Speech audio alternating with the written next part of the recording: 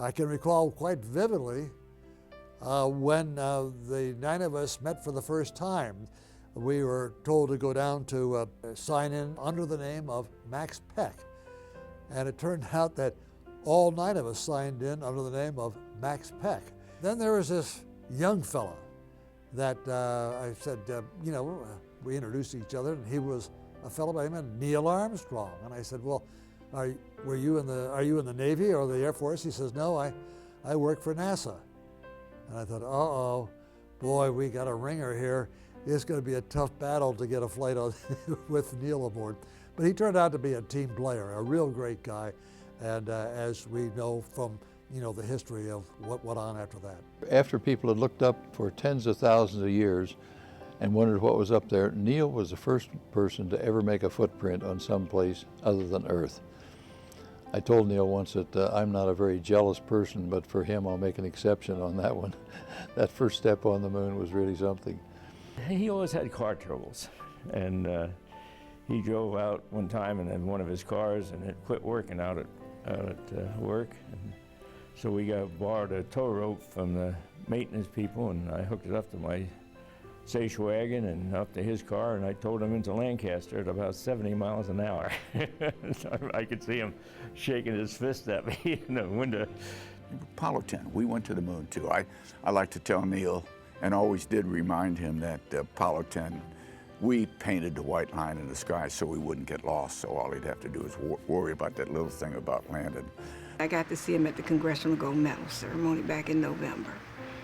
We got him to a restaurant, and he spent time with General Stafford, Gene Cernan, the Collins, and they got to laugh and joke. I mean, I was sitting out in the car waiting for him so I could get him back to the hotel, and I had to finally go in there because I saw the restaurant closing down, and they were all in there just laughing and good, and I had to go in there, put my hands on my hips and say, okay, fellas, it's time to go, And Neil came out, and he said, are we going to dance out here in the street? And I said, no, we're not going to dance in the street. Tawana got to go to bed. You always came away from a conversation with Neil thinking that he wants you to be the important person, not himself, in this encounter. And so, yeah, he was a delight to talk to. Everybody liked Neil. He was quiet. He was a man of many talents. He was also a good friend.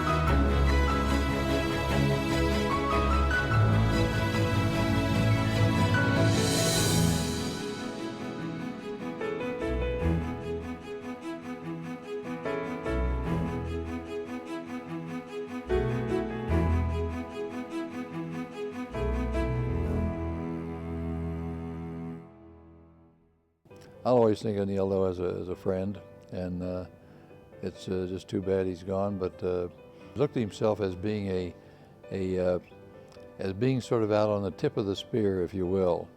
And there were just a lot of thousands of people that were designers and engineers and people who made it possible for him to be out there doing what he did.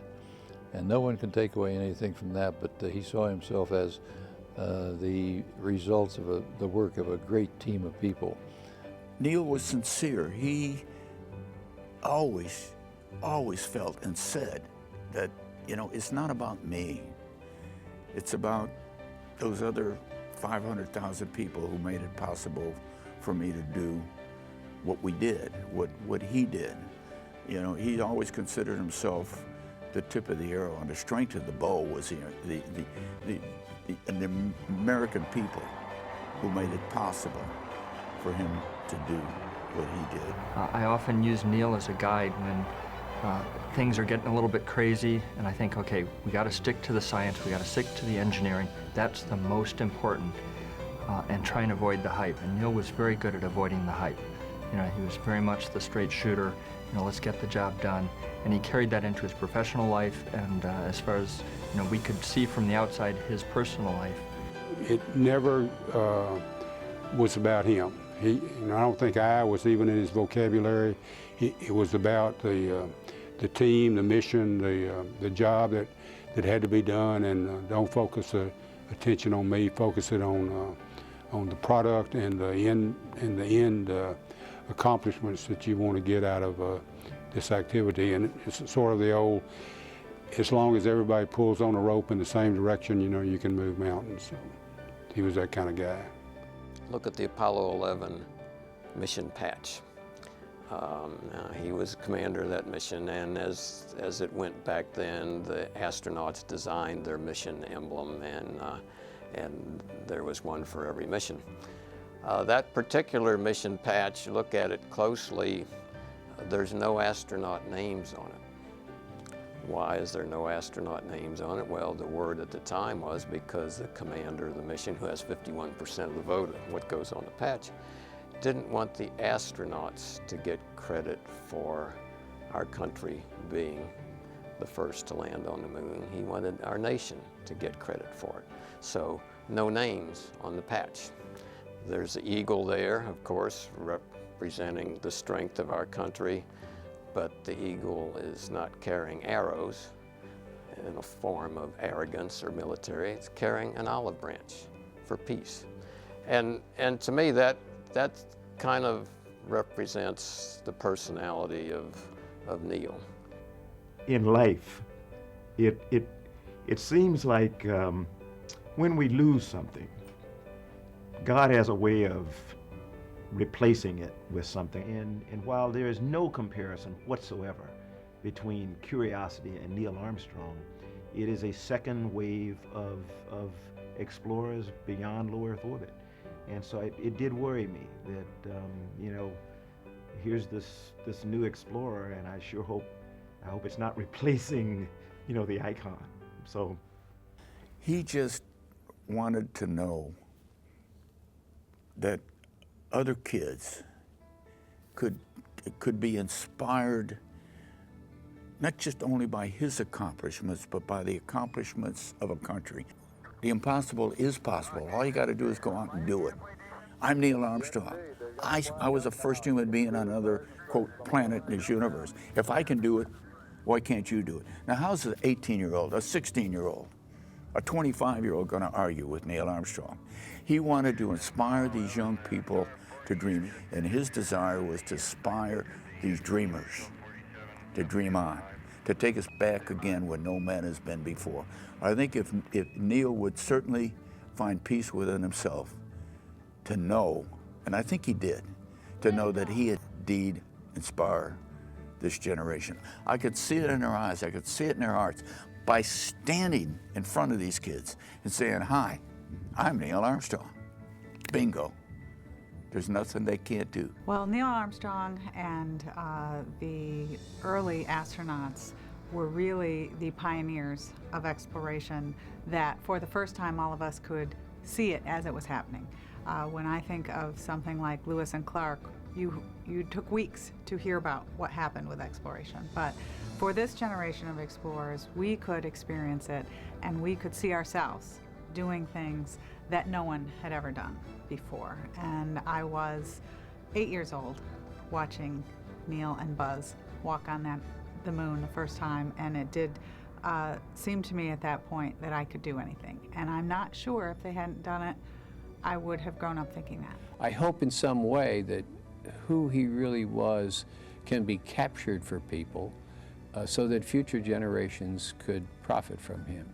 Because if we had a role model, Neil was one of our best role models. Whether it was going into space, or being an engineer, or being a successful businessman, or anything like that, that his approach of being quiet, not assuming, but accomplishing things, I think that is something of his legacy that young people would appreciate. We all lost a piece of ourselves today, all of us who consider ourselves explorers.